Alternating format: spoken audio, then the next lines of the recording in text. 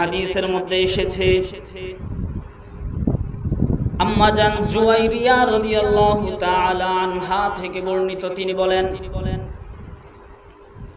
আল্লাহর রাসূল ফজরের নামাজের জন্য আমার রুম থেকে তিনি যে গেলেন, যাওয়ার সময় দেখলেন আমি আমার মুসল্লার মধ্যে ফজরের নামাজ পড়ে বসে বসে তাসবিহ তাহলিল করতেছি। এবার আল্লাহর রাসূল মসজিদে নববীতে ঢুকলেন, সাহাবীদেরকে নিয়ে ফজরের নামাজ আদায় করলেন। নামাজ আদায় করার পরে দীর্ঘ সময় তাসবিহ তাহলিল পড়ার পরে ইশরাকের নামাজ মসজিদে নববীতে শেষ করে যখন আবার আমার ঘরে আসলেন, দেখলেন আমি সেই মুসল্লার মধ্যে বসেই তাসবিহ তাহলিল পড়তেছি। এবার আল্লাহর রাসূল বললেন, ও জুয়াইরিয়া, আমি ফজরের নামাজে যাওয়ার সময় তোমাকে যেই অবস্থায় রেখে গিয়েছিলাম, তুমি কি ঠিক সেই অবস্থায় এখনো তাসবিহ তাহলিল পড়তেছো নাকি? ওই জুয়াইরিয়া রাদিয়াল্লাহু তাআলা আনহা বললেন, জি আল্লাহর রাসূল, আপনি আমাকে যেই অবস্থায় রেখে গিয়েছিলেন আমি সেই অবস্থায় বসে বসে তাসবিহ তাহলিল দোয়া কালাম পড়তেছি। এবার আল্লাহর রাসূল বললেন, ও জুয়াইরিয়া, তবে তুমি এতক্ষণ পর্যন্ত দীর্ঘ সময় পর্যন্ত যেই তাসবিহ তাহলিল দোয়া দুরূদ পড়েছো, আমি তোমাকে এই অবস্থায় ছেড়ে যাওয়ার পরে 4টা কালিমা 3 বার বলেছি। কয়টা কালিমা? 4টা কালিমা কয়বার বলেছি? 3 বার বলেছি। আমি এই 4 কালিমা 3 বার বলার কারণে যেই পরিমাণ সওয়াব হয়েছে, সেই সওয়াবটা তোমার এই দীর্ঘ সময় বসে বসে তাসবিহ তাহলিল পড়ার চেয়েও আরো বেশি হয়েছে। এবার সেই তাসবিহটা কি? সেই তাসবিহটা আল্লাহর রাসূল বললেন, সুবহানাল্লাহি ওয়া বিহামদিহি আদাদা খালকিহি ওয়া রিদা নাফসিহি ওয়া জিনাতা আরশিহি ওয়া মিদাদা কালিমাতিহি। আমার সাথে পড়েন, সুবহানাল্লাহি ওয়া বিহামদিহি আদাদা খালকিহি ওয়া রিদা নাফসিহি ওয়া জিনাতা আরশিহি ওয়া মিদাদা কালিমাতিহি। এই 4 কালিমার মর্যাদা এত বেশি, এত বেশি, আল্লাহর রাসূল তার স্ত্রী আম্মা জান জুয়াইরিয়া রাদিয়াল্লাহু তাআলা আনহাকে লক্ষ্য করে বলেন, ও জুয়াইরিয়া, ফজরের নামাজে যাওয়ার সময় থেকে নিয়ে শুরু করে সূর্য ওঠার 15 থেকে 20 মিনিট পর্যন্ত তুমি যত তাসবিহ তাহলিল করেছো, আমি এই 4টা কালিমা 3 বার বলার কারণে এর চেয়েও আরো বেশি সওয়াব আমার হয়েছে। এজন্য এই ছোট ছোট তাসবিহগুলো শিক্ষা করা, শিখে শিখে এই তাসবিহগুলো পড়া। তাহলে এই হাদিসটা বলার আমার মূল উদ্দেশ্য হলো, আল্লাহর রাসূলের মূল উদ্দেশ্য, মূল আমল ছিল ফজরের নামাজের সাথে সাথে তিনি চলে যাইতেন না, মসজিদ ছাড়তেন না, বরং ফজরের নামাজের পরে বসে বসে তাসবিহ তাহলিল পড়তেন, দোয়া দুরূদ পড়তেন। এরপরে সূর্য ওঠার পরে মাকরু সময় চলে যাওয়ার পরে ইশরাকের 4 রাকাত নামাজ আদায় করার পরে তিনি বাড়িতে ফিরে যেতেন। আমরাও পারবো কি পারবো না? যারা অবসর আছেন, মুরব্বী বাবারা, আপনারা এই আমলটা খুব সুন্দরভাবে করতে পারেন। একটু সময় দিয়ে কষ্ট করে যদি এই আমলটা করতে পারেন, তাহলে আল্লাহর রাসূলের সুন্নাহ একটা আপনি জিন্দা করলেন। আর আল্লাহর রাসূলের একটা সুন্নাহ জিন্দা করা 100 গলা কাটা শহীদের চেয়েও আরো শ্রেষ্ঠ। সাহাবীদের মধ্যে আল্লাহর রাসূল সাল্লাল্লাহু আলাইহি ওয়াসাল্লামের কাছাকাছি যে সকল সাহাবায়ে কেরাম থাকতেন, তাদের জন্য বেশি বেশি প্রশ্ন করা নিষিদ্ধ ছিল। কারণ আল্লাহর রাসূলকে বেশি বেশি প্রশ্ন করলে কাছের মানুষরা তখন অন্যরা প্রশ্ন করার সুযোগ পায় না, জানার সুযোগ পায় না। এজন্য কাছে যারা থাকতো তাদের প্রশ্ন করা নিষেধ ছিল। এই জন্য আসহাবে সুফার সাহাবী যারা ছিল তারা আশা করত, যদি গ্রাম্য লোক কোনো গ্রাম থেকে কোনো জ্ঞান জ্ঞানী গুণী একজন লোক এসে আল্লাহর রসুলকে প্রশ্ন করত, আল্লাহর রসুলের জবাবগুলো সাহাবায়ে কেরাম শুনতেন এবং তাদের ইলম বৃদ্ধি পাইত, এই আশাই থাকতো। হঠাৎ করে একদিন গ্রাম থেকে এক আরাবী গ্রাম্য লোক, খুব বুদ্ধিমান এক গ্রাম্য লোক আল্লাহর রসুলের কাছে আসলো। জান্নাত কিভাবে অর্জন করা যায়, জান্নাত কিভাবে পাওয়া যায় সেটা জানার জন্য আসলো। এবার আসার পরে আল্লাহর রসুলকে প্রশ্ন করতেছি, ইয়া মুহাম্মদ, ও মুহাম্মদ, তোমার রসুল আমার কাছে এসেছে, তোমার দূত, তোমার প্রেরিত, তোমার পক্ষ থেকে একজন দাঈ আমাদের কাছে এসেছে, এসেই বলেছে তোমাকে নাকি আল্লাহ তাআলা দুনিয়ার জমিনে রসুল হিসাবে পাঠিয়েছেন, এটা কি সত্য কিনা? এবার আল্লাহর রসুল বলেছেন, হ্যাঁ, আমার পক্ষ থেকে প্রেরিত দাঈ তোমাদের কাছে গিয়ে যা বলেছে সেটা সত্য বলেছে। আমি হলাম আল্লাহর পক্ষ থেকে দুনিয়াবাসীর জন্য রসুল হিসাবে এসেছি। এবার ওই জ্ঞানী লোক, গ্রাম্য মানুষ, এবার আল্লাহর রসুলকে প্রশ্ন করতেছে, ও মুহাম্মদ, বলো তো আসমান সৃষ্টি করেছেন কে? বলেন তো আসমান সৃষ্টি করেছেন কে? জমিন সৃষ্টি করেছেন কে? এবার ওই গ্রাম্য লোক প্রশ্ন করলো, আসমান সৃষ্টি করেছেন কে? মান খালাকাস সামাওয়াত। আল্লাহর রাসূল বললেন, আল্লাহ, আল্লাহ তাআলাই সৃষ্টি করেছেন। জমিন সৃষ্টি করেছে কে? জবাব হলো আল্লাহ। 3 নম্বর প্রশ্ন, মান নাসাবা হাযিহিল জিবাল। এই সকল পাহাড় পর্বতকে স্থাপন করেছেন? আল্লাহর রাসূল জবাবে বললেন, আল্লাহ। এই সকল পাহাড় পর্বতগুলো আল্লাহ তাআলা স্থাপন করেছে। এবার ওই গ্রাম্য লোক প্রশ্ন করতেছে, ও মুহাম্মদ, ওই সত্তার কসম করে বলি, ওই সত্তার শপথ দিয়ে তোমাকে বলতেছি, যেই সত্তা আসমান স্থাপন করেছেন, জমিন সৃষ্টি করেছেন, জমিনের মধ্যে পাহাড় পর্বত স্থাপন করেছে, সেই আল্লাহ কি তোমাকে রসুল বানিয়ে পাঠিয়েছেন? তখন নবীজি বললেন, হ্যাঁ, সেই আল্লাহ আমাকে তোমাদের কাছে রসুল বানিয়ে পাঠিয়েছেন। এবার জান্নাতে যাওয়া যায় কি আমল করলে, সেই আলোচনা সুষ্ঠু শুরু করে দিল, প্রশ্ন শুরু করে দিল, ও মুহাম্মদ, তোমার প্রেরিত দাঈ এসে আমাদেরকে বলেছে যে আমাদের উপর নাকি দৈনিক দিবারাত্রিতে 5 ওয়াক্ত নামাজ ফরজ করা হয়েছে। তখন আল্লাহর রাসূল বললেন, সাদাকা, আমার প্রেরিত দাঈ সত্য বলেছে। এবার ওই গ্রাম্য লোক আবার প্রশ্ন করলো, আল্লাহু আমারাকা বিহাদা, আল্লাহ তাআলা কি 5 ওয়াক্ত নামাজের আদেশ করেছেন নাকি? আল্লাহর রাসূল বললেন, হ্যাঁ, আল্লাহ তাআলাই 5 ওয়াক্ত নামাজের আদেশ করেছেন। এবার 2 নম্বর প্রশ্ন, তোমার রাসূল, তোমার দাঈ আমাদেরকে বলেছে আমাদের উপর নাকি প্রতি বছর আমাদের সম্পদের যাকাত ওয়াজিব, 40%, 40-এ 1% ওয়াজিব, লাখে 2.5% ওয়াজিব। এবার এই প্রশ্নটা করার পর আল্লাহর রাসূল বললেন, সাদাকা, দাঈ আমার পক্ষ থেকে প্রেরিত দাঈ সত্য বলেছে। এবার ওই গ্রাম্য লোক প্রশ্ন করলো যে আল্লাহু আমারাকা বিহাদা, এই যাকাত দেওয়ার জন্য কি আল্লাহ তাআলাই তোমাকে আদেশ করেছেন নাকি? এবার আল্লাহর রাসূল বললেন, নাম, হ্যাঁ, আল্লাহ তাআলাই যাকাত দেওয়ার জন্য আদেশ করেছে। 3 নম্বর প্রশ্ন, তোমার রাসূল আমাদের কাছে এসে বলতেছে প্রতি বছরে 1 মাস রমজান মাসে রোজা রাখা ফরজ, এটাও কি আল্লাহ তাআলা আদেশ করেছেন নাকি? নবীজি বললেন, হ্যাঁ, আল্লাহ তাআলাই আদেশ করেছেন। এরপরের প্রশ্ন, তোমার দাঈ এসে আমাদেরকে বলেছে যেই ব্যক্তি হজ করতে সামর্থ্য রাখে সেই ব্যক্তির উপর হজ ফরজ। এবার আল্লাহর রাসূল বললেন যে হ্যাঁ, এটাও আল্লাহ তাআলাই আমাকে আদেশ করেছেন।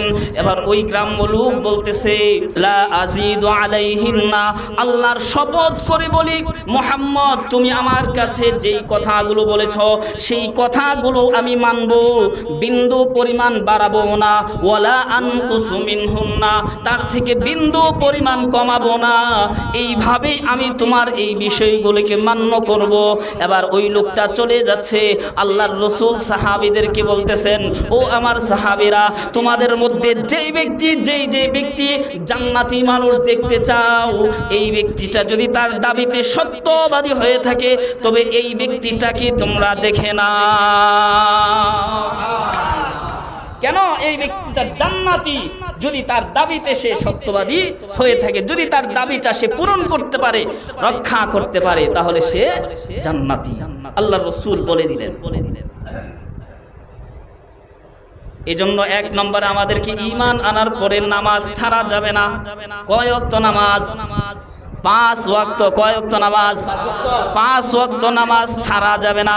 সাথে সাথে সলাতুল ইশরাক পড়তে হবে। ফজরের পরে সূর্য ওঠার পরে মাগরিব ওয়াক্ত যাওয়ার পরে 4 রাকাত সলাতুল ইশরাক পড়তে হবে।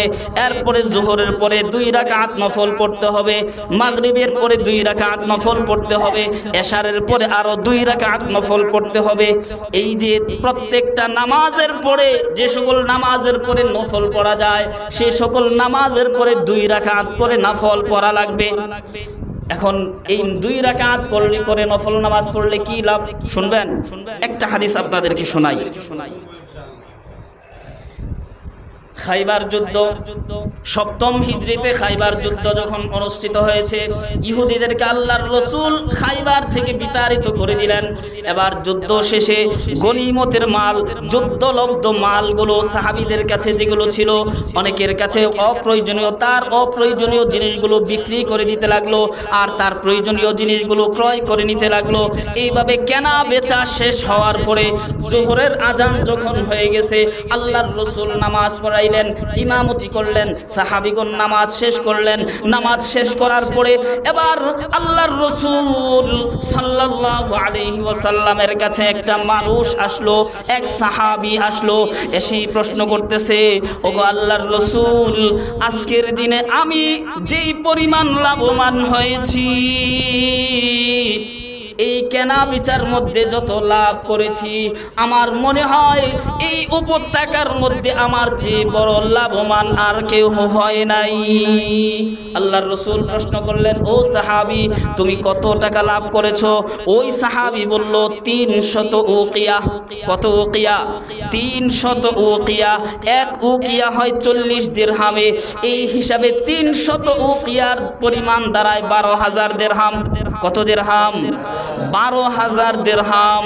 12,000 দিরহাম লাভ করার পরে ওই সাহাবী আত্মহারা হয়ে গেছে খুশিতে। ও আল্লাহর রাসূল, আজকের দিনে ক্রয় বিক্রয়ের মধ্যে আমি 12,000 দিরহাম লাভ করেছি। এবার আল্লাহর রাসূল বললেন, ও সাহাবী, তুমি কি মনে করতেছো তোমার চেয়ে দামি, তোমার চেয়ে লাভবান সাহাবী এই উপত্যকার মধ্যে আর নাই?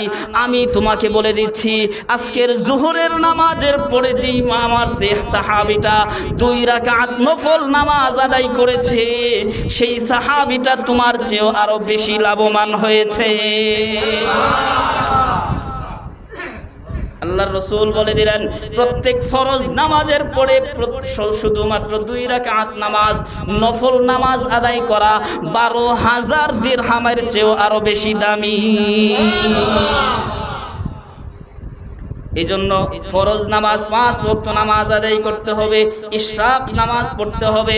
এরপরে প্রত্যেক ফরজ নামাজের পরে, ফজরের পরে নফল পড়া নিষেধ। ফজরের পরে কি পড়া নিষেধ? হ্যাঁ, ফজরের পরে নফল পড়া নিষেধ।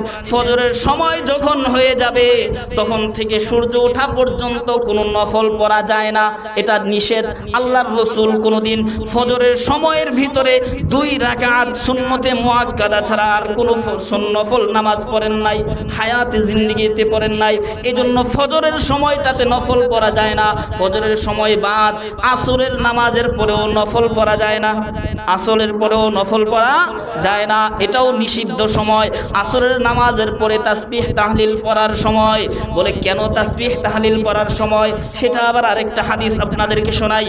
আল্লাহর রাসূল সাল্লাল্লাহু আলাইহি ওয়াসাল্লাম বলেন, যখন আল্লাহ তাআলা বনি আদমকে সৃষ্টি করার জন্য ফেরেশতাদের সাথে পরামর্শ করেছেন, আলোচনা করেছেন, তখন ফেরেশতারা বলেছিল, আতাজআলু ফিহা মাইয়ুফসিদু ফিহা ওয়া ইয়াসফিকুদ দিমা। ওগো আল্লাহ, ও আমাদের রব, আপনি কি দুনিয়ার জমিনে এমন একটা জাতি সৃষ্টি করতে যাচ্ছেন যে জাতিটা কাটাকাটি করবে, রক্তপাত করবে, ফিতনা ফাসাদ করবে? তখন আল্লাহ তাআলা বলেছিল, ইন্নী আ'লামু মা লা তা'লামুন। ও ফেরেশতারা, আমি আল্লাহ যা জানি তোমরা কিন্তু তা জানো না। এবার এর শ্রেষ্ঠত্ব প্রমাণের জন্য আল্লাহ তাআলা দুনিয়ার জমিনে যে সকল ফেরেশতারা কাজ করে 2 শিফটে কাজ করে। কয় শিফটে? দুই শিফটে কাজ করে। ফজরের সময় একদল আসে, আসর পর্যন্ত থাকে, আসরের সময় তারা চলে যায়, আসরের সময় আবার আরেক দল আসে, আসর থেকে ফজর পর্যন্ত আরেক দল ডিউটি করে দুনিয়ার জমিনে। এবার ফজরের সময় যারা দুনিয়ার জমিনে আসে, আসরের সময় আল্লাহর দরবারে যখন যায় তো আল্লাহ তাআলা জিজ্ঞাসা করে, ও ফেরেশতারা তোমরা আমার বান্দাদেরকে কি অবস্থায় দেখে এসেছো? তখন ফেরেশতারা জবাব দেয়, ওগো আল্লাহ, যখন আমরা ফজরের সময় দুনিয়ার জমিনে গেলাম তখনও দেখি তোমার বান্দারা তোমার নামাজে দাঁড়িয়ে আছে। আবার যখন আসরের সময় আমরা তোমাদের কাছে আসতেছি তখনও দেখি তোমার বান্দারা নামাজে দাঁড়িয়ে আছে। আবার যখন ফজরের সময়ে যারা আসমানে যায় এদেরকে জিজ্ঞাসা করে, ও আমার ফেরেশতারা আমার বান্দাদেরকে কি অবস্থায় দেখে এসেছ? এবার ফেরেশতারা জবাব দেয়, ওগো আল্লাহ, যখন আসরের সময় আমরা দুনিয়ার জমিনে ডিউটি করার জন্য গেলাম তখন দেখলাম আসরের সময় তারা নামাজ আদায় করতেছে। আবার যখন ফজরের সময় ফিরে আসতেছি তখনও দেখি তোমার বান্দারা তোমার সামনে নামাজে দাঁড়িয়ে আছে। ফেরেশতাদের জবাব হয়ে গেল যে, ও ফেরেশতারা তোমরা বলেছিলে তোমরা দুনিয়ার জমিনে গেলে তোমরা ইবাদত বন্দেগী করবে, আর মানুষ গেলে নাফরমানি করবে, কাটাকাটি করবে, হানাহানি করবে, রক্তপাত করবে। কিন্তু এখন দেখা গেল না, আমার বান্দারা আমার কুদরতি পায়ে সেজদা দেওয়ার জন্য তোমরা যখন যাও তখন সেই নামাজে দাঁড়িয়ে যায়। আবার যখন তোমরা দুনিয়ার জমিন থেকে ফিরে আসো তখনও আমার বান্দারা আমার কুদরতি পায়ে সেজদা দেওয়ার জন্য নামাজে দাঁড়িয়ে থাকে। এজন্য আমাদেরকে শুধু ফরজ পড়লেই চলবে না। এক নম্বরে হলো ফরজ নামাজ আদায় করতে হবে, এরপরে নফল নওয়াফিল সময়ে খুব বুঝে বুঝে নফলগুলো পড়তে হবে।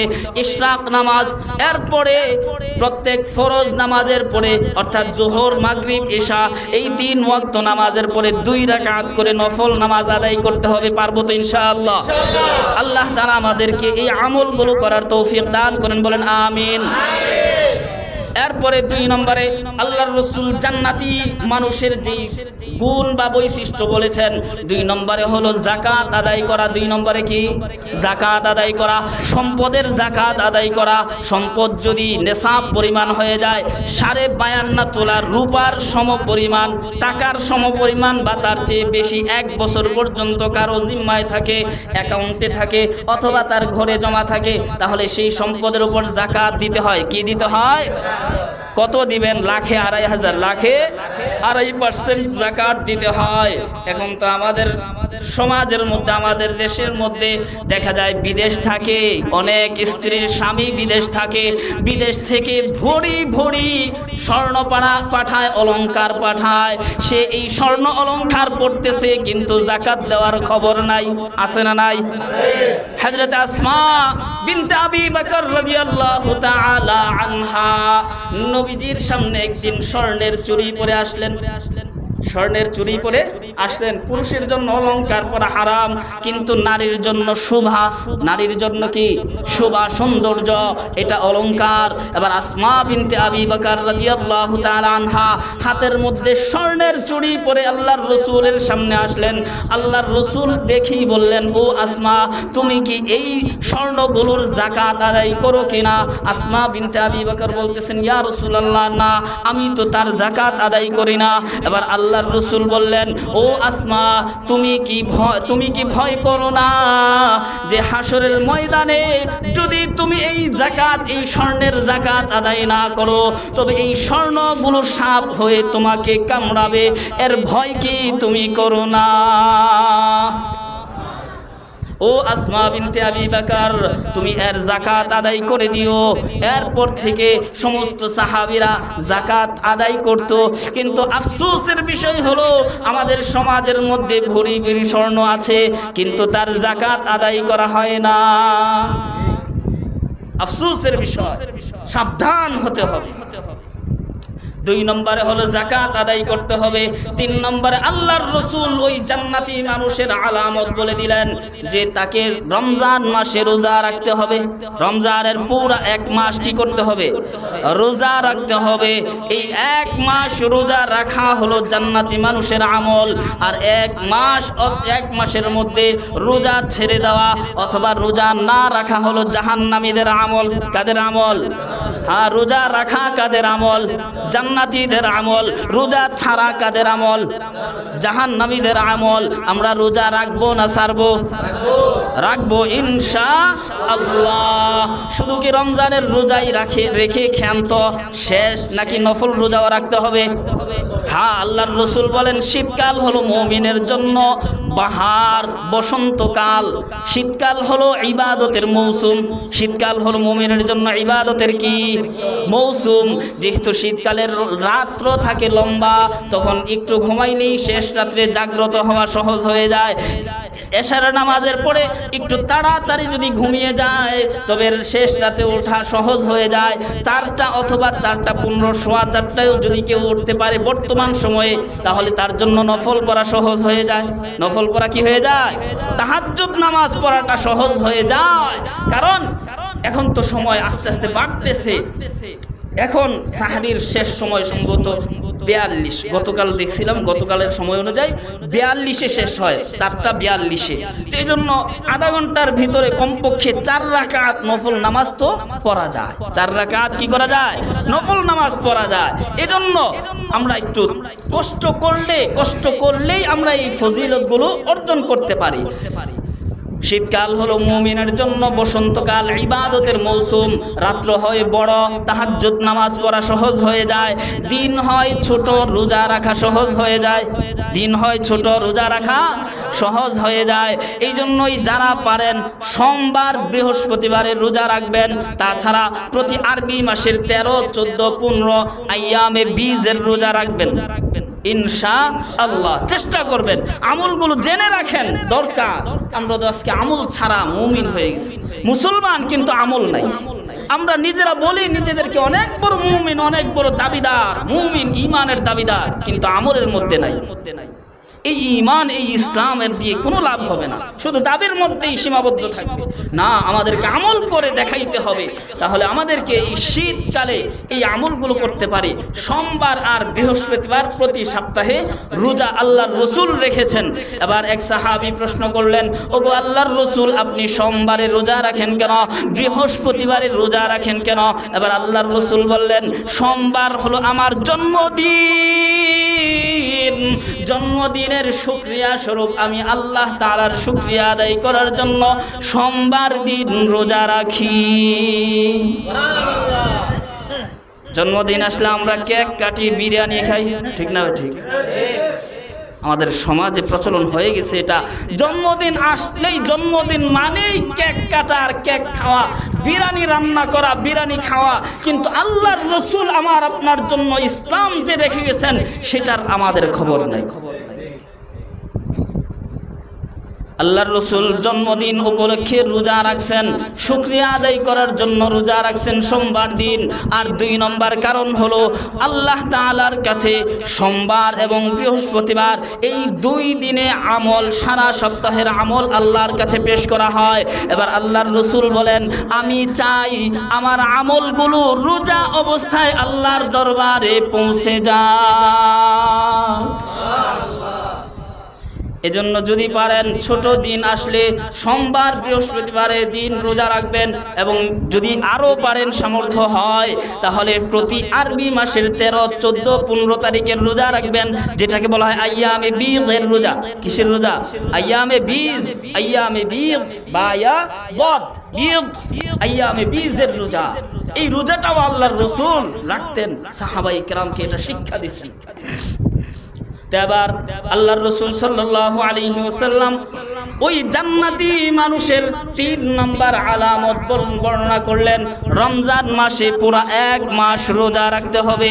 4 নম্বর আলামত, 4 নম্বর জান্নাতি মানুষের বৈশিষ্ট্য গুণ হলো যে যার উপর হজ ফরজ, যেই মানুষটা হজে যাওয়ার এবং আসার খরচ তার কাছে আছে এবং হজ করার সময়টাতে তার ফ্যামিলির ভরণ পোষণের সামর্থ্য তার আছে, এমন টাকা পয়সা যার হয়ে যায় তার উপর হজ ফরজ হয়ে যায়। এবার আল্লাহর রাসূল বলেন জান্নাতি মানুষের 4 নম্বর বৈশিষ্ট্য হলো হজ যদি ফরজ হয়ে যায় তবে সে হজটুকু আদায় করে না, এতে সে বিলম্ব করে না। আরেক হাদিসের মধ্যে সাহাবীর নাম হলো মুআজ ইবনে জাবাল। মুআজ ইবনে জাবাল রাদিয়াল্লাহু তাআলা আনহু খুব বুদ্ধিমান হুঁশিয়ার একজন সাহাবী। এই সাহাবী বর্ণনা করতেছেন, আমি একদিন সফরের মধ্যে আল্লাহর রাসূলের সাথেই ছিলাম, অতি কাছাকাছি ছিলাম। ফজরের সময় আমি আল্লাহর রাসূলকে একান্তে পেয়ে একা পেয়ে আল্লাহর রাসূলের কাছে গিয়ে বললাম, ওগো আল্লাহর রাসূল, আমাকে এমন একটা আমল বলে দিন যে আমল করলে যে আমলটা আমাকে জান্নাতে পৌঁছে দিবে আর জাহান্নাম থেকে দূরে সরিয়ে দিবে। সাহাবায়ে কেরামের আদত ছিল, অভ্যাস হয়ে গেছিল যে কিভাবে জান্নাত লাভ করা যায়, কিভাবে জাহান্নাম থেকে বাঁচা যায়, এই ফিকির করা। এই জন্য সুযোগ পাইছে তো আল্লাহর রাসূলকে প্রশ্ন করে বসছে, ও গো আল্লাহর রাসূল, আপনি আমাকে এমন একটা আমল বলে দিন যে আমলটা আমাকে জান্নাতে প্রবেশ করাবে, ইউদখিলুনিয়াল জান্নাহ ওয়া ইউবাঈদুনি মিনান নার। এবার আল্লাহর রাসূল বললেন, ও মুআজ, তুমি তো অনেক বড় একটা প্রশ্ন করে ফেলেছো। এত বড় প্রশ্ন আল্লাহর দেওয়া তৌফিক ছাড়া অন্য কেউ করতে পারে না। ও মুআজ, তুমি জানতে চেয়েছো কোন কাজ তোমাকে জান্নাতে প্রবেশ করাবে, জাহান্নাম থেকে দূরে সরাবে, তবে জেনে নাও, তা'বুদুল্লাহা ওয়া লা তুশরিকু বিহি শাইআ। 1 নম্বরে তুমি আল্লাহর ইবাদত করবে, আল্লাহর সাথে কাউকে শরীক করবে না। 1 নম্বর আমল হলো তা'বুদুল্লাহ ওয়া লা তুশরিকু বিহি শাইআ, একমাত্র আল্লাহর ইবাদত করবে, অন্য কারো কাছে সামনে মাথা ঝুঁকাবে না, মাথা নত করবে না। মাথা যদি নোয়াইতে হয়, মাথা যদি ঝুঁকাইতে হয় তবে রবের সামনে ঝুঁকাও। 2 নম্বর কথা হলো কোনো মাজারে গিয়ে মাথা ঝুঁকানো যাবে না, কোনো পীরের কাছে নয়, বাবার কাছে নয়, কোনো মানুষের সামনে মাথা ঝুঁকানো যাবে না। 2 নম্বর হলো ওয়া লা তুশরিকু বিহি শাইআ, আল্লাহর সাথে কাউকে তুমি শরীক করবে না। এখন যদি শিরিক তো গুনাহ হলো আল্লাহর সমকক্ষ কাউকে মনে করা, আল্লাহর সমকক্ষ কাউকে মনে করা, আল্লাহ তাআলার জাত সিফাত এই সবগুলোতে কাউকে শরীক করা যাবে না। সেই কোন শিরিক কাজ থেকে আমাদেরকে বাঁচতে হবে। মুআজ ইবনে জাবাল রাদিয়াল্লাহু তাআলা আনহু বলেন, 2 নম্বরে আল্লাহর রাসূল আমাকে বললেন, ওয়া তুকিমুস সালাহ, তুমি নামাজ কায়েম করবে, ওয়া তুতিজ যাকাত, যাকাত আদায় করবে, ওয়া রমাদান, রমজান মাসের রোজা রাখবে, ওয়া তাহুজ্জুল বাইতা ইন ইসতাতা'তা ইলাইহি সাবিলা, আর যদি হজ করার সামর্থ্য তোমার থাকে তবে হজ আদায় করবে। এই কাজগুলো তোমাকে জান্নাতে প্রবেশ করাবে, আবার সাথে সাথে জাহান্নাম থেকে দূরে সরিয়ে দিবে। জান্নাতে যাওয়ার আরেকটা আমল বলবো, আরেকটা হাদিস শেষ, এটাই শেষ, এরপর ইনশাআল্লাহ আমরা জিকিরের দিকে যাব ইনশাআল্লাহ। হাদিসটা বর্ণিত হযরতে আব্দুল্লাহ ইবনে সালাম রাদিয়াল্লাহু তাআলা আনহু থেকে। আব্দুল্লাহ ইবনে সালাম তিনি অনেক জ্ঞানী মানুষ ছিলেন, তিনি ইহুদি আলেম ছিলেন। আলেম মানেই তো জ্ঞানী, এবার ইহুদি আলেম তাওরাতের পণ্ডিত ছিলেন আব্দুল্লাহ ইবনে সালাম রাদিয়াল্লাহু তাআলা আনহু। সেই আব্দুল্লাহ ইবনে সালাম রাদিয়াল্লাহু তাআলা আনহু মদিনা মুনাওয়ারায় তার বংশধর এসে বসত বাড়ি গেড়ে নিল আখির নবীর সাক্ষাৎ পাওয়ার আশায়। কারণ তাওরাতের মধ্যে লেখা আছে আল্লাহর রাসূল মক্কায় জন্মগ্রহণ করবেন এবং তার সর্বশেষ ঠিকানা হবে খেজুরের বাগানে ভরপুর একটা শহর মদিনা মুনাওয়ারায়। এই জন্য সফরের মধ্যে যখন যাচ্ছিল তখন তার পূর্বপুরুষরা দেখলো মদিনার মতো এত খেজুরের বাগান বিশ্বের আর কোথাও নাই। এই জন্য মদিনাতেই তারা বসত বাড়ি গেড়ে নিল। এবার আস্তে আস্তে আল্লাহর রাসূল যখন মক্কায় প্রকাশ পাইলেন, মক্কায় 10-13 বছর থাকার পরে মদিনায় হিজরত করে গেলেন। হিজরত করে যাওয়ার পরে আব্দুল্লাহ ইবনে সালাম রাদিয়াল্লাহু তাআলা আনহু বলেন, মানুষগুলো দৌড়ে দৌড়ে আল্লাহর রাসূলকে দেখার জন্য যাচ্ছিল। মানুষের সাথে সাথে আমি আব্দুল্লাহ ইবনে সালাম রওনা হলাম। যেই মাত্র আল্লাহর রাসূলের চেহারাটা আমার সামনে প্রকাশিত হয়ে গেল, আমার চোখগুলো আল্লাহর রাসূলের চেহারার উপরে পড়লো। তখন আমার মনে হলো এই এত সুন্দর একটা চেহারার মানুষ কোনোদিন মিথ্যাবাদী হতে পারে না, মিথ্যা নবুয়তের দাবিদার এমন চেহারার মানুষ হতে পারে না। এই জন্য আব্দুল্লাহ ইবনে সালাম রাদিয়াল্লাহু তাআলা আনহু প্রথমেই তিনি মনে মনে ভাবলেন, না এটা আসলেই নবী হবে। এবার আব্দুল্লাহ ইবনে সালাম রাদিয়াল্লাহু তাআলা আনহু বলতেছেন, আমি আল্লাহর রাসূলের জবান থেকে সর্বপ্রথম যেই কথাগুলো শুনেছি সেই কথাগুলো এমন। আল্লাহর রাসূল ডাক দিয়েছেন, ইয়া আইয়ুহান নাস, ও মানুষ সকল, আফসুস সালাম, সালামের প্রচার প্রসার করো। ওয়া আতঈমুত তাআম, মানুষকে খাবার খাওয়াও। 3 নম্বর ওয়াসিলুল আরহাম, আত্মীয়তার সম্পর্ক তোমরা বজায় রাখো। 4 নম্বর ওয়াসাল্লু বিল্লাইল ওয়ান নাসু নিয়াম, রাত্রিবেলায় মানুষ যখন ঘুমিয়ে থাকে, ঘুমের ঘোরে ডুবে থাকে, এমন সময় উঠে তাহাজ্জুদের নামাজ আদায় করো। 1 নম্বর আমল আফসুস সালাম, সালামের প্রচার প্রসার করো, বেশি বেশি সালাম দেওয়া। 1 নম্বর আমল কি? বেশি বেশি সালাম দেওয়া, শুধু সালাম দেওয়া না, বেশি বেশি সালাম দেওয়া। 2 নম্বর আতঈমুত তাআম, বেশি বেশি খাবার খাওয়ানো। 3 নম্বর হলো ওয়াসিলুল আরহাম, আত্মীয়তার সম্পর্ক বজায় রাখা, ভাইয়ের সাথে ভাইয়ের সম্পর্ক ছিন্ন না করা, বোনের সাথে ভাইয়ের সম্পর্ক ছিন্ন না করা, মা বাবার সাথে ছেলে মেয়ের সম্পর্ক ছিন্ন না করা, ফুফু খালার সাথে সম্পর্ক ছিন্ন না করা, আত্মীয়তার সম্পর্ক বজায় রাখা। 4 নম্বর আমল ওয়াসাল্লু বিল্লাইল ওয়ান নাসু নিয়াম, মানুষ যখন ঘুমের মধ্যে ডুবে থাকে ওই মুহূর্তে তোমরা নামাজ আদায় করো। যদি তোমরা এই 4টা আমল করতে পারো তাহলে আল্লাহর রাসূল সর্বপ্রথম মদিনায় যেই বাক্যগুলো বলেছেন, এই 4টা বাক্য বলার পরে বলেছেন, তাদখুলুল জান্নাতা বিসালাম, যদি তোমরা এই 4 আমল ধরে রাখতে পারো তবে জান্নাতে তোমরা নিরাপদে পৌঁছে যাবে। তাদখুলুল জান্নাতা বিসালাম, নিরাপদে সালামের সাথে তোমরা জান্নাতে প্রবেশ করতে পারবে। তাহলে 1 নম্বর আমল কি?